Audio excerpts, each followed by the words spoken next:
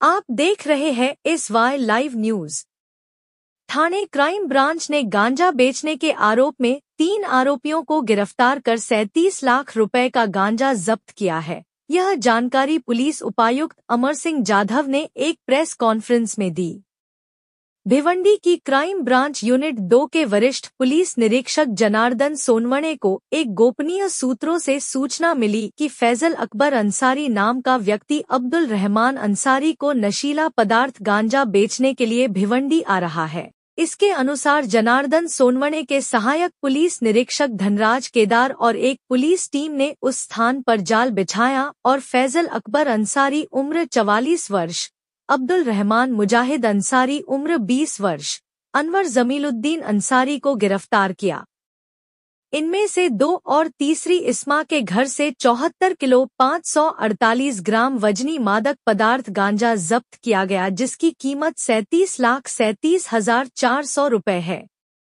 इस संबंध में Bhoiwada police station में मामला दर्ज किया गया है और आगे की जांच क्राइम ब्रांच यूनिट 2 भिवंडी द्वारा की जा रही है। थाने से सारापुरी की रिपोर्ट। गुन्हे शाखा घटक 2 चे पोलीस निरीक्षक श्री सोनवणे, API केदार आणि API माळी आणि त्यांच्या टीमला गोपनीय माहिती मिळाली होती की फैजल अन्सारी हा भिवंडीमध्ये गांजा विक्री करण्यासाठी येणार आहे। त्या अनुषंगाने ACP शेखर बागडे यांच्या मार्गदर्शनामध्ये घटक 2 चे अधिकारी श्री सोनवणे आणि त्यांच्या टीमने सापळा कारवाई आयोजित केली।